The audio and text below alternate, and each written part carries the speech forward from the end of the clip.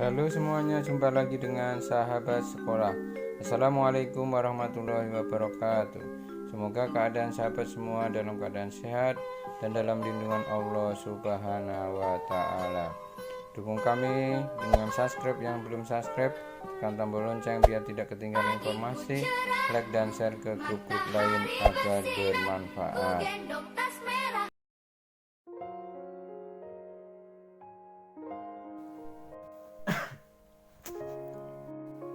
Kita lanjutkan yang B, pokok pikiran pembukaan Undang-Undang Dasar Negara Republik Indonesia tahun 1945.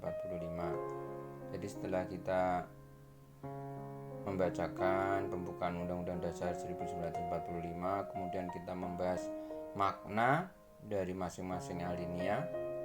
Jadi ada 4 alinea ya.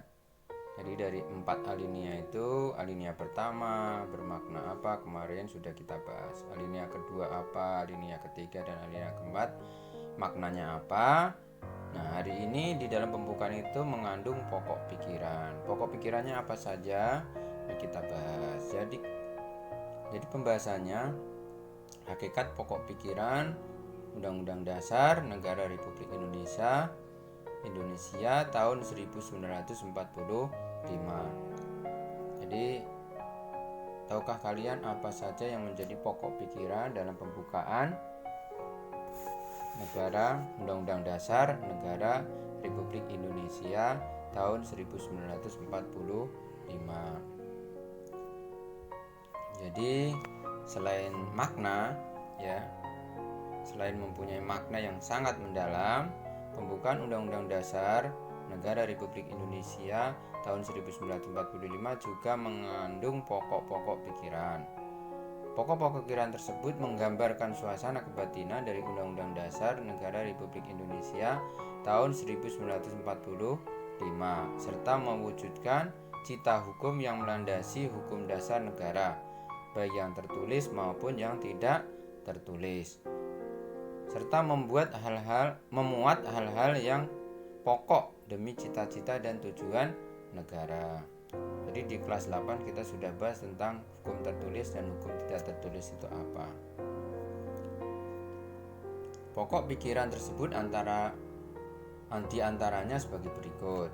Yang pertama, pokok pikiran pertama, negara melindungi segenap bangsa Indonesia dan seluruh tumpah darah Indonesia dengan berdasarkan atas persatuan. Ini adalah pokok pikiran persatuan. Pokok pikiran ini menegaskan bahwa pembukaan Undang-Undang Dasar Negara Republik Indonesia tahun 1945 diterima aliran negara persatuan, negara yang melindungi dan meliputi segenap bangsa dan seluruh wilayahnya. Dengan demikian, negara mengatasi segala macam-macam golongan dan paham individualistis. Negara menurut pengertian pembukaan Undang-Undang Dasar Negara Republik Indonesia tahun 1945 menghendaki persatuan. Dengan kata lain, penyelenggaraan negara dan setiap warga negara wajib mengutamakan kepentingan negara di atas kepentingan golongan atau individu. Ini adalah pokok pikiran yang pertama. Nah, kita saksikan waktu part pertama kemarin videonya tentang pembacaan proklamasi. Ini contoh adalah semangat proklamasi mewujudkan dalam rumusan pembukaan Undang-Undang Dasar. Ya.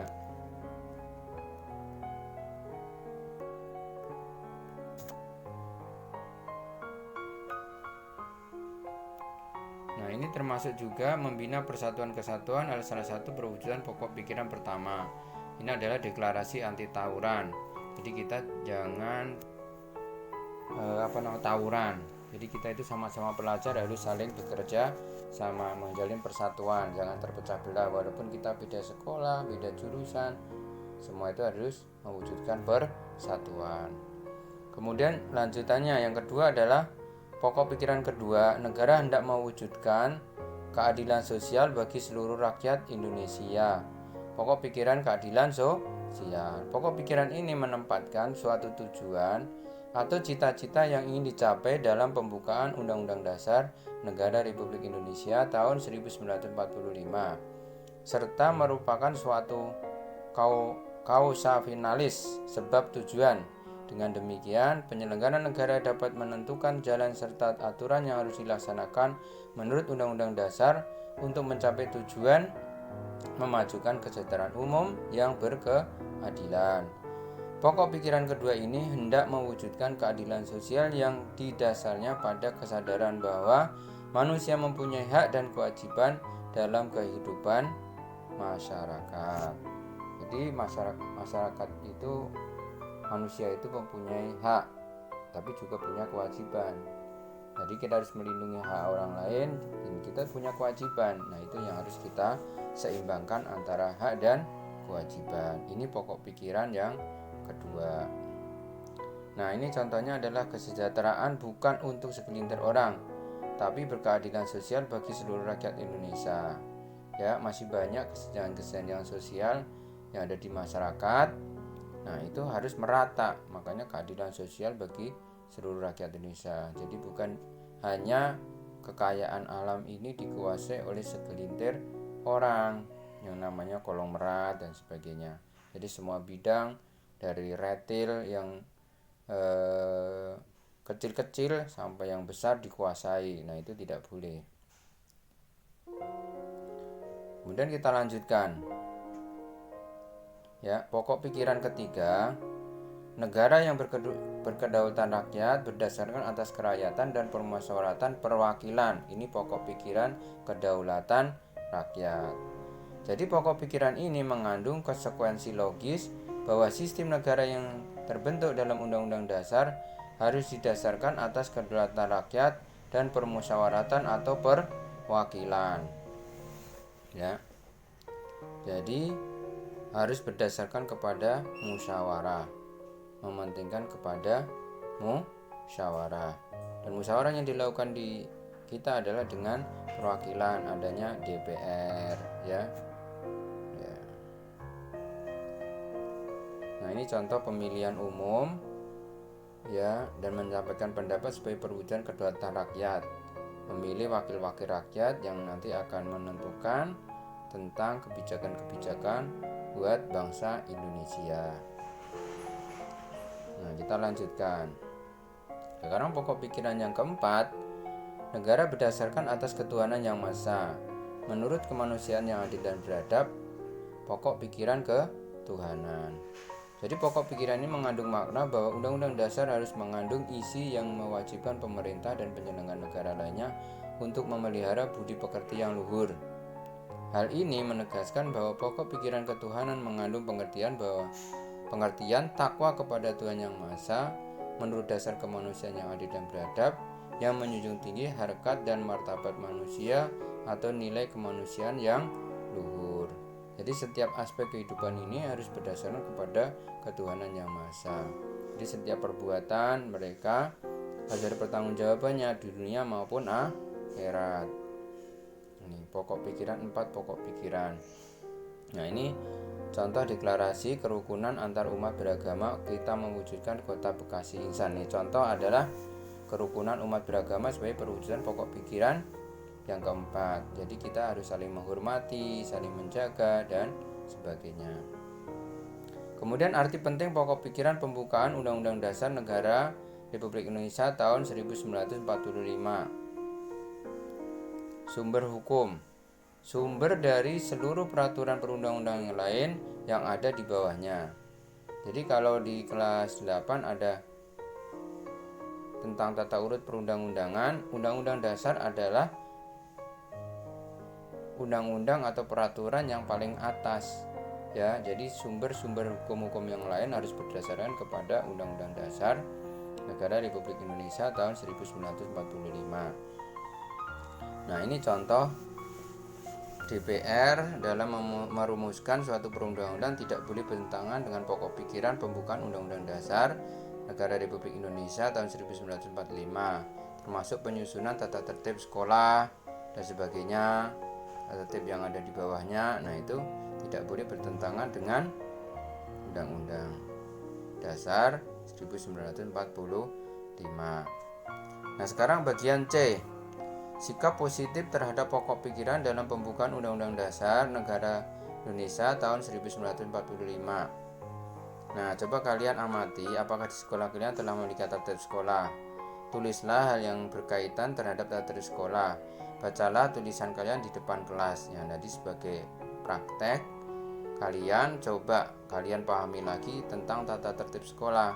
Jadi tata tertib sekolah itu dibuat sudah menjadikan kesepakatan dari pihak sekolah, kemudian pihak orang tua dan pihak siswa untuk sama-sama dilaksanakan. Itu adalah peraturan sebagai pokok peraturan yang ada di lingkungan sekolah. Kalian pahami, kalian baca. Nah, itu harus dilaksanakan.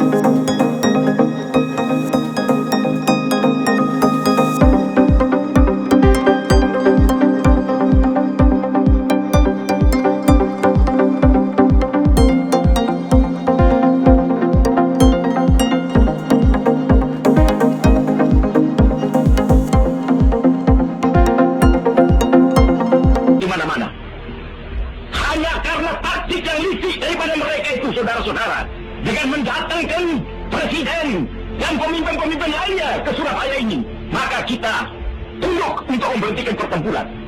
Tetapi pada masa itu mereka telah memperkuat diri, dan setelah kuat, sekarang inilah keadaannya. Saudara-saudara, kita semuanya, kita bangsa Indonesia yang ada di Surabaya ini akan menerima tantangan tentara Inggris itu. Dan kalau pimpinan tentara Inggris yang ada di Surabaya ingin mendengarkan jawaban rakyat Indonesia, ingin mendengarkan jawaban seluruh pemuda Indonesia yang ada di Surabaya ini, dengarkanlah ini tentara Inggris. Ini jawaban kita, ini jawaban rakyat Surabaya. Kau menghendaki bahwa kita ini akan membawa bendera putih untuk takluk kepadamu. Kau menyuruh kita mengangkat tangan datang kepadamu. Kau menyuruh kita membawa senjata-senjata yang telah kita rampas dari tentara Jepang untuk diserahkan kepadamu. Tuntutan itu, walaupun kita tahu bahwa kau sekalian akan mengancam kita untuk menggempur kita dengan seluruh kekuatan yang ada, tetapi inilah jawaban kita. Selama banteng-banteng Indonesia masih mempunyai darah merah yang dapat memiliki tarik dan putih, merah dan putih, maka selama itu kita mau menyerah kepada siapa saudara rakyat Surabaya. Siapa? Keadaan genting. Tetapi saya peringatkan sekali lagi, jangan mulai menembak. Baru kalau kita ditembak, maka kita akan ganti menyerang mereka itu. Kita tunjukkan bahwa kita ini adalah benar-benar orang yang ingin merdeka. Dan untuk kita, saudara-saudara, lebih baik kita hancur telur daripada tidak merdeka. Sebab yang kita tetap merdeka atau mati. Dan kita yakin, saudara-saudara, pada akhirnya pastilah kemenangan akan jatuh ke tangan kita. Sebab Allah selalu berada di pihak yang benar. Percayalah, saudara, atau mati. Dan kita yakin, saudara-saudara, pada akhirnya pastilah kemenangan akan jatuh ke tangan kita. Sebab Allah selalu berada di pihak yang benar. Percayalah, saudara-saudara, Tuhan akan melindungi kita sekalian. Allah Akbar, Allah